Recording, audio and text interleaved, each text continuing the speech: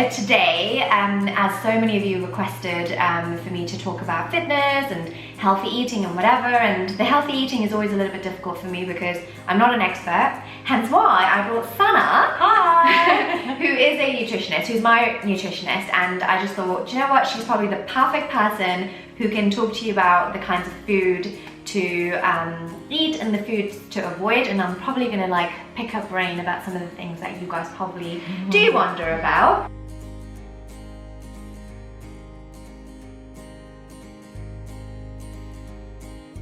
I would love to start off with eggs. That's number one. I think I eat that every day. And it's really good. They're very wholesome, a very good source of protein. And you can prepare eggs in pretty much any way. So you can have it poached, you can have it as a frittata, you can have it as an omelette.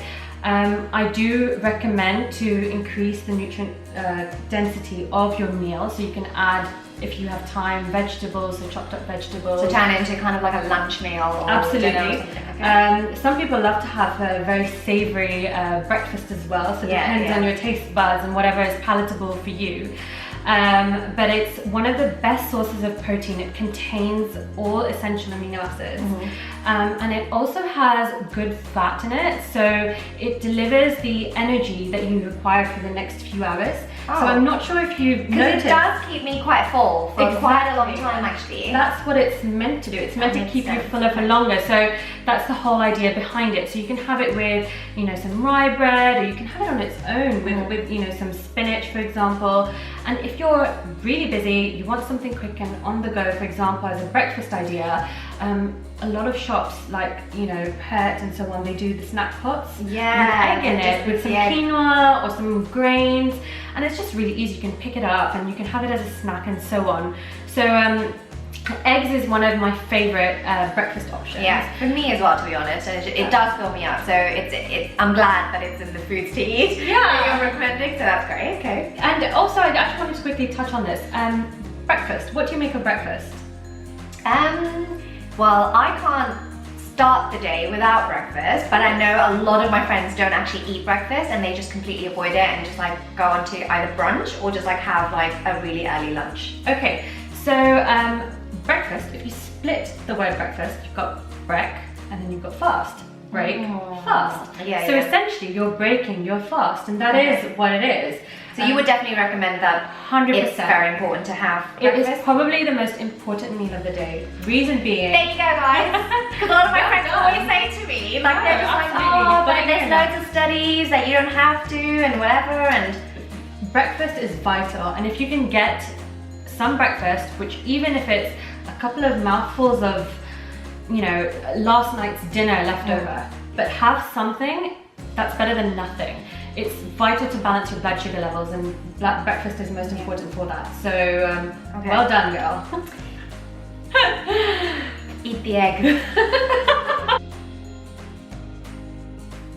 You probably see superfoods everywhere, every health magazine article, health food shops. But I have to admit, superfoods is what it is. It is a superfood. Okay. So it's full of antioxidants, it's full of amino acids generally, and if I said to you, do you know of a good superfood, would you be able to? No. I was about to ask you, I'm just like, what is it again? I mean, I think of like, I don't know, like those seeds that people put. And yeah, well done. I don't know. Some people are completely clueless, so they think, and they come and ask me, oh, what is a superfood? Yeah. But yeah, no, well done. So chia seeds is a good form of superfood. Fine. So let's move on. I have been eating it. For those who follow me on like social media, you know how much I love my chia seeds. And they do wonders. So, number one about chia seeds, it is definitely one of my go-to superfoods. Yeah. Reason being, it's a good source of fiber.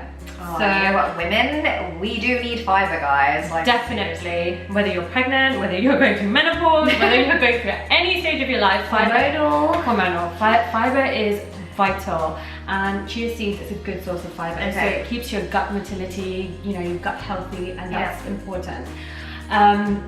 So yes, that's number one. Superfoods, yes, and chia seeds again is a really good source of omega-3. Okay. So we hear a lot about omega-3, but what is it actually good for? Do you know? Bones, joints.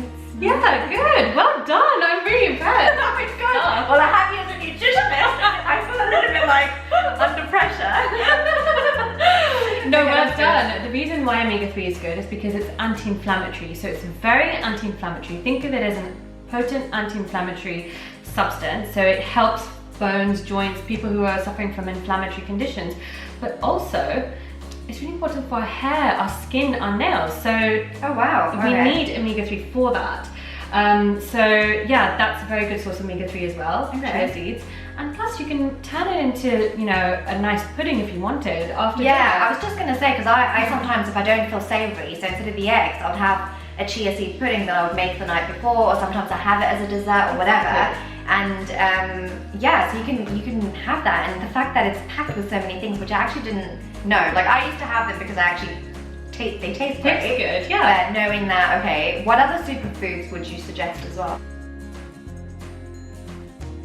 I have beetroot in smoothies. You can make it, you know, you can use it as part of a juice, or if you want to, you can have it in your salad.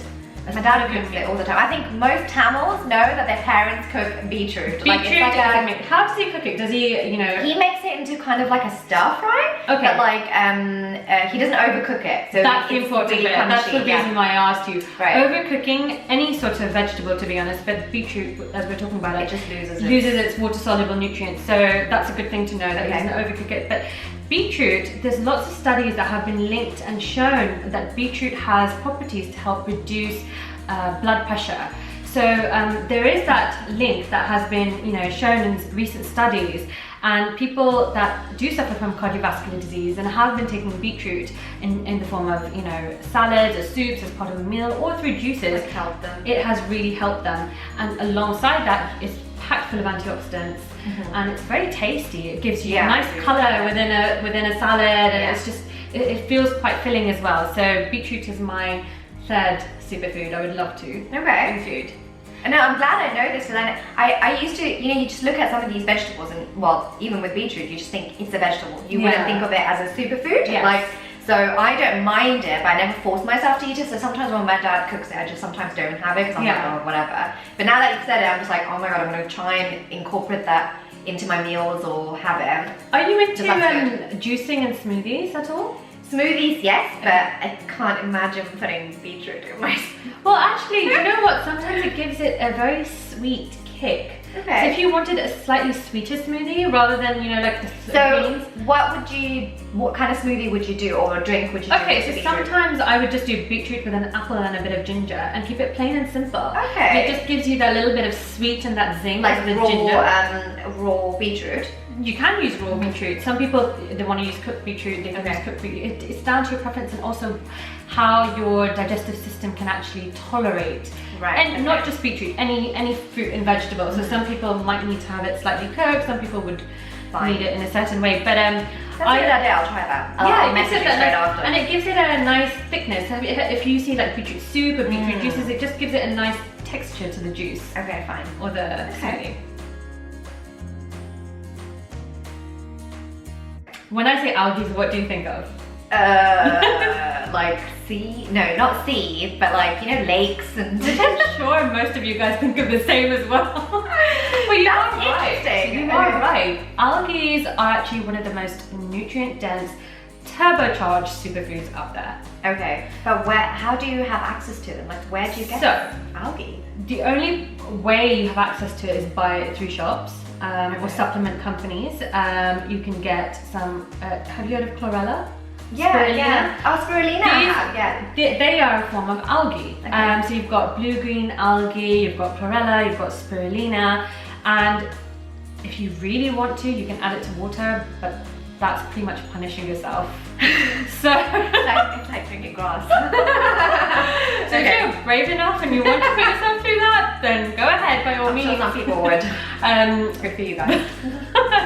I just love to add it to my morning smoothie or juice, and I do have to just add a little bit of it. Do they come in like powder form? Well, there are different forms available. So there are capsules, there are tablets, there are powder. And one thing at this point I'd just like to remind all of you is with any sort of supplementation, it's best to go and see a professional health expert, because if you are, you know, pregnant or suffering any condition, this may not, you know, be suitable for you. So although it's very generic, but it still is a good idea to kind of discuss this with a reputable health expert that you are, you know, in your area, so on. But yeah, no, this is something that you can get in supplement shops, and I have it in powder form, so I just add it to my smoothie. Some people just take capsules. That's actually really, it's quite clever doing it that way, because you just don't have to ingest it any other way. Yeah. So if you have the smoothie, it kind of masks all of it. So I'm going to try the smoothie with the beetroot and the algae and just flush it down, and then at least I know I've got all the right, you know, things that I kind of need. So the reason why I say powder form is better than capsules is because it's better absorbed, it's more bioavailable. Makes sense. So capsules have to be metabolized, and then, you know, our body retains a certain percentage, whereas with powder form, and you're adding it to a juice, it, you know, all the other nutrients in the juice maximize the absorption of that as well. It's almost like they kind of help each other. Okay, I'm gonna try this. So yes, make sure you do. I should follow up with you. One day are you gonna get a message from me and I'm just like, what the hell did I just drink? But like the sort of pronunciations, I've had someone who is from Brazil say ACAI, so I've kind of stuck to it. Fine. But again, there's no right or wrong way. Well, I don't think so anyway. As long as you can eat it, man. Exactly. As long as you can eat it and get all the nutritional value from it, it's all that matters. So what do they do? So the reason why I love these, you can add them to a cereal, you can add them to a salad. They have a nice sort of tangy sort of kick and taste to it. Again, they are full of antioxidants, and antioxidants basically quench free radicals. Okay. So they are potent antioxidants. And I know tomatoes or strawberries have antioxidants as well. So would you say acai berries have a higher? Absolutely, they do. And the measure for antioxidant level is called an ORAC value. Okay. So acai berries have a high ORAC value, so they are high up on the scale in terms of antioxidant levels. So it is very high in antioxidants, so it's potent antioxidant. And I would also say that you know, they've got good fats in them, and good source of other minerals, and they come from Brazil, so there are only certain forms that are available to us in the United Kingdom, but if you can get hold of them, sometimes they're dried, sometimes you get them in powder form, but if you can get hold of it, it's definitely something that I would, you know, I'm pro acai berries. Sometimes when you go like out to eat and stuff, like some of their salads, like you said, they have them in there or whatever. So that's interesting, because I've never ever known anything about those. But if people, for example, can't get hold of them, so like a lot of my fans, for example, are, I say fans, followers, are like from India and Malaysia, and I know for them it will be obviously so much harder to get these kind of berries. So what kind of antioxidant in fruits or any other type of food would you suggest? So again, on the ORAC scale, berries, so blackberries, blueberries, raspberries, they are flushed with antioxidants. Okay. And they are a really good source of antioxidants to quench free radicals. So I would definitely consider berries if they are available to you guys. So that's something you can add to smoothies, and you can add to your breakfast as well. Only because through a variety you get all different nutrients in, so think of different colours, and it's as simple as that. When it comes to vegetables, red, green, orange, every colour actually has, you know, its own nutrient value and nutrient make. So I would definitely recommend getting a variety. Don't, you know, stick to one thing and have it every single day. I would definitely say, you know, try different things. It's so easy to do, isn't it? Yeah, it is. I tend to do that sometimes. It's very common to kind of be, you know, safe in your option and just stick to the same thing. But with a variety, you're actually allowing your body to access other sets of nutrients. So it just maximizes absorption and facilitates, you know, the whole process in your system. So I would definitely recommend variety is really, really important.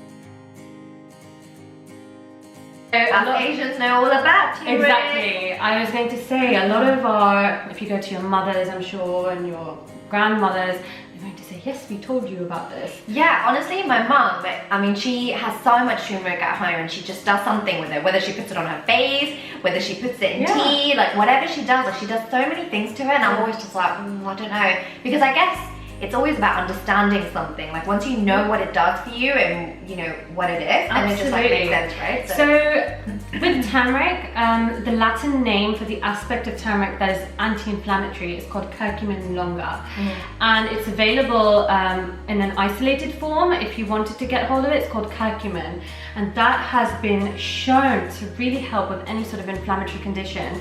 Again, you know, I would definitely seek professional advice, you know, to find out which supplement and if it's suitable for you. But generically, it's very, you know, it's been known to help any inflammatory condition. So, you know, whether it's arthritis, whether it's an inflammatory skin condition.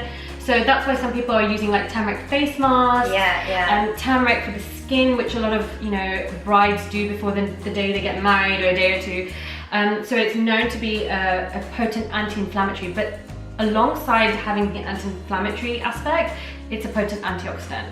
So again, it quenches free radicals. So it's something that I would definitely recommend adding, whether it's adding to your chia seed pudding, you can add it. The only downside about turmeric is that it stains. Wow. I also do a turmeric drink.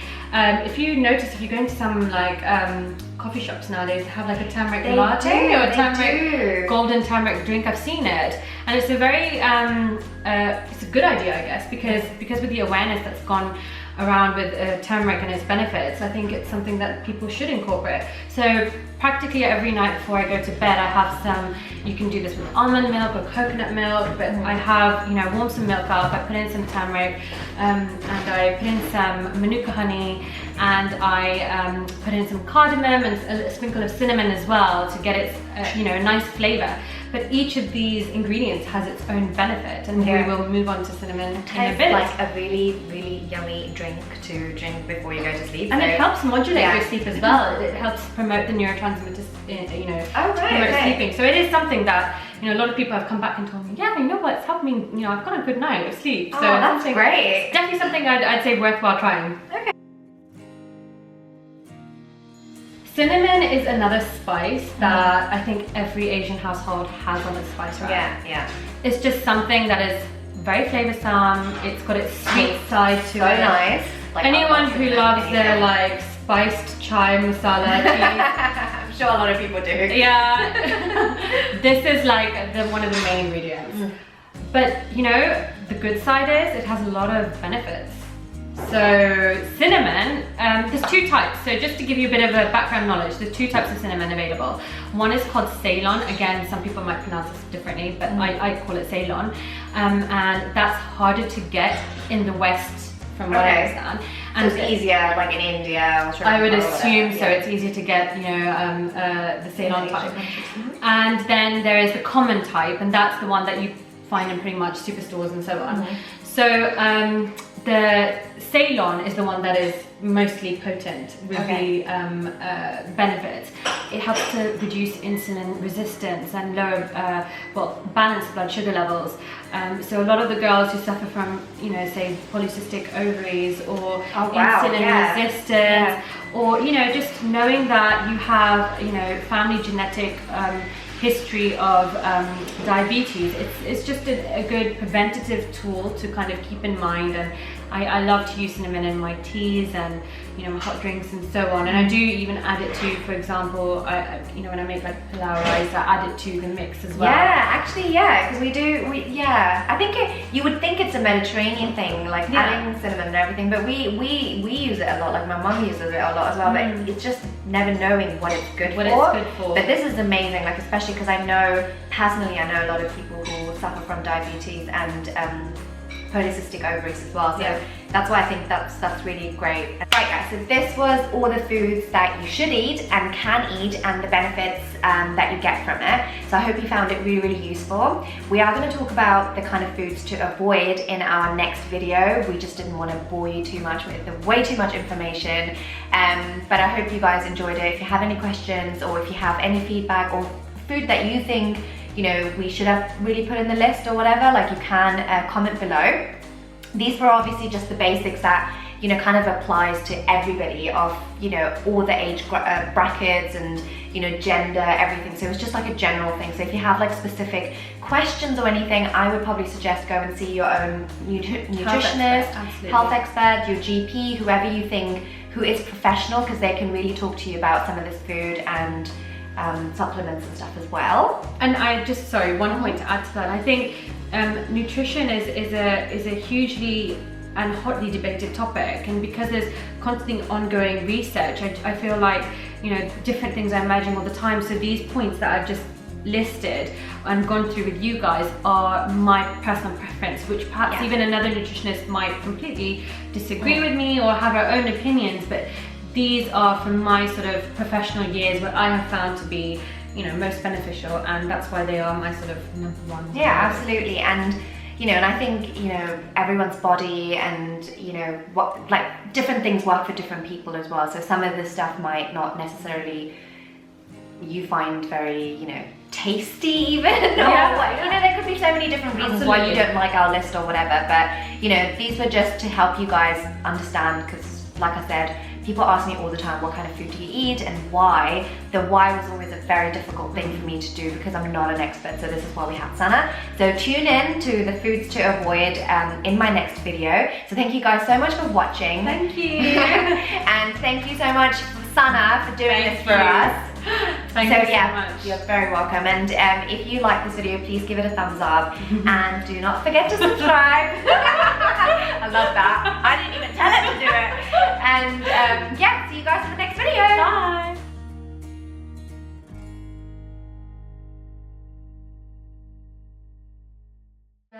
Yeah, that's about ACAIs.